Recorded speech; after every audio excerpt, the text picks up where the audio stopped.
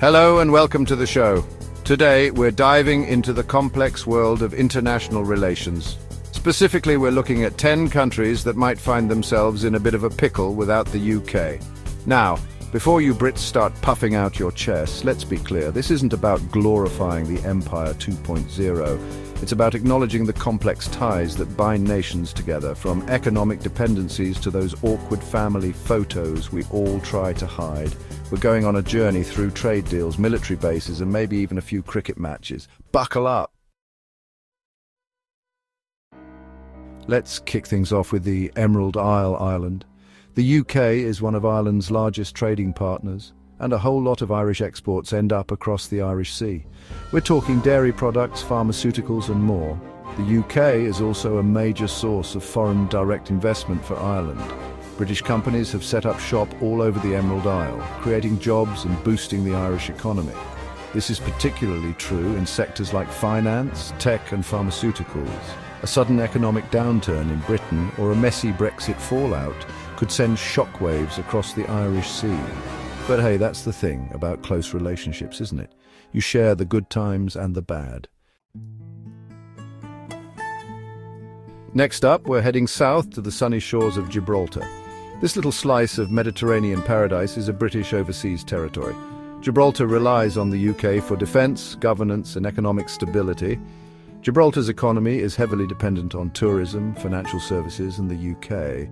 British tourists flock to Gibraltar for its duty-free shopping and unique blend of British and Mediterranean vibes. But here's the rub: Gibraltar's relationship with Spain is strained. Spain has long claimed sovereignty over Gibraltar, making the UK support crucial.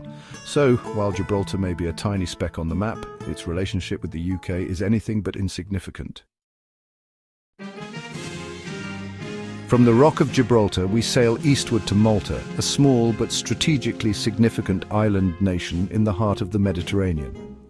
This sun-drenched archipelago boasts a history as rich and colourful as its turquoise waters, with influences from various civilizations over the centuries. Malta was a British colony for over 150 years, and the legacy of that colonial past is still visible today in its architecture, language, and customs. English is an official language. Cars drive on the left, and you're more likely to find a fish and chip shop than a pizzeria, reflecting the deep-rooted British influence. Malta's economy is heavily reliant on tourism, financial services, and its strong business connections with the UK, making it a vibrant financial hub. British tourists flock to Malta for its sunny beaches and historical sites, enjoying the blend of British familiarity and Mediterranean charm. British companies have set up shop in Malta, attracted by its low corporate tax rates and favourable business environment, further strengthening economic ties. Even as Malta strengthens its ties with the EU, its relationship with the UK remains deeply important, balancing its European integration with historical connections. Our next stop takes us to Cyprus, an island nation bathed in Mediterranean sunshine. Cyprus hosts 2 British military bases, remnants of its colonial past. These bases serve as a launchpad for British operations in the Middle East. This military presence gives the UK a significant say in Cypriot affairs. The UK is one of Cyprus's main trading partners, and British tourists love Cyprus's sunny beaches. Cyprus's reliance on the UK is a bit Cold War-ish, but the relationship is evolving. Cyprus is keen to position itself as a bridge between Europe, the Middle East, and Asia. Whether the UK will be invited to that party remains to be seen. Hold on to your monocles, folks, because we're about to embark on a journey to the Falkland Islands. This remote archipelago, often shrouded in mist and mystery, is a place where history and modern geopolitics intertwine in fascinating ways. This archipelago, located off the coast of South America, is a British overseas territory. Despite its isolation, the islands are a vibrant community with a unique blend of British and local cultures. Being over 8,000 miles away from the UK mainland has its challenges. The vast distance means that supplies and communication can be difficult, yet the connection remains strong. The UK provides the Falkland Islands with a military garrison, a governor, and financial support. This ensures the island's security and stability, fostering a sense of safety among the residents. In return, the Falkland Islands offer the UK a strategic outpost in the South Atlantic. This location is crucial for monitoring maritime routes and maintaining a presence in the region. Some argue that the islands should be returned to Argentina, which claims sovereignty over them. This dispute has led to tensions and debates on international platforms. Others question the cost of maintaining such a remote territory.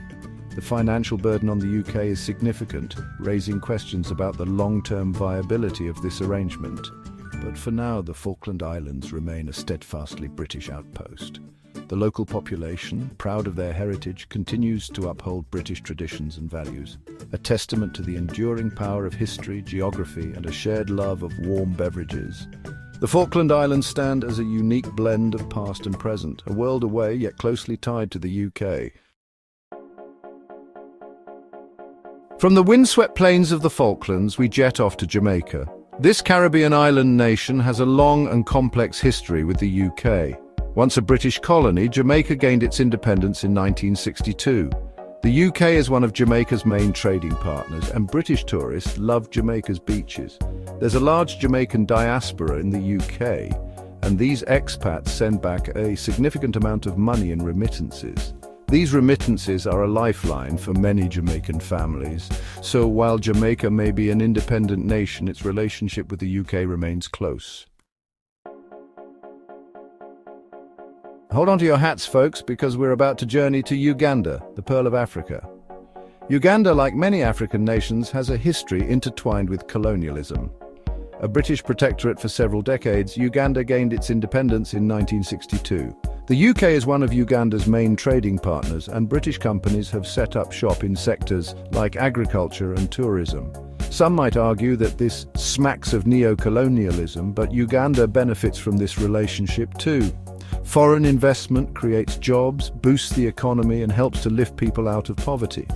It's a complex, nuanced relationship full of historical baggage and present-day realities. But one thing's for sure, the UK and Uganda are in this thing together. From the heart of Africa, we journey northward to Pakistan. Once part of British India, Pakistan gained its independence in 1947. The UK is one of Pakistan's largest trading partners, and British companies have invested heavily in sectors like textiles and technology.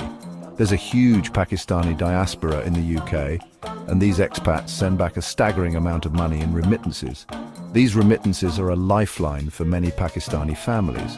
So while Pakistan and the UK may have a history that's as tangled as a plate of biryani, their present-day relationship is one of mutual benefit, built on trade, investment, and a shared love of cricket.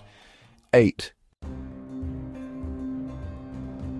Hold on to your samosas, folks, because we're about to dive into the vibrant tapestry of India. This journey will take us through bustling markets, aromatic street food stalls, and the rich cultural heritage that defines this incredible nation. Once the jewel in the crown of the British Empire, India gained its independence in 1947. The echoes of colonial rule can still be seen in the architecture and institutions that dot the landscape. The UK is one of India's largest trading partners, and British companies have invested heavily in sectors like technology and education.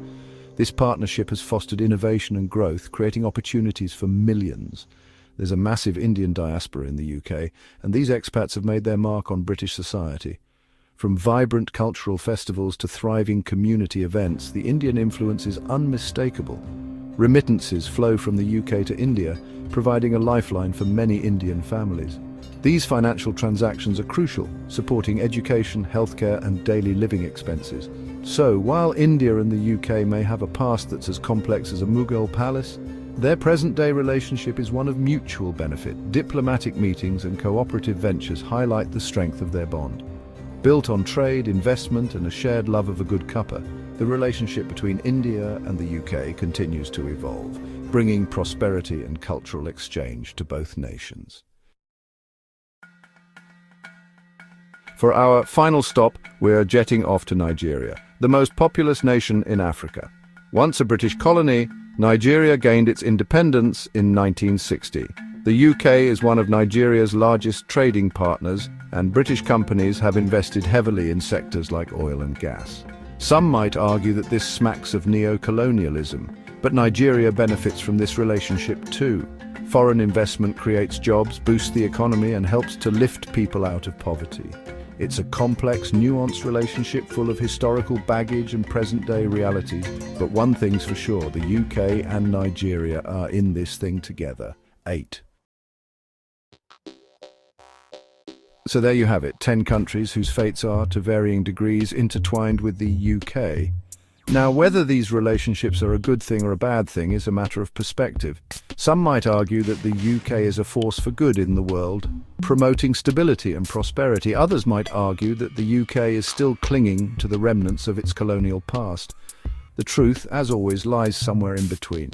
But one thing's for sure, the UK's influence on the world stage is undeniable. Thanks for watching. If you found this video insightful, don't forget to like, share and subscribe for more content on global relations and international affairs. See you next time.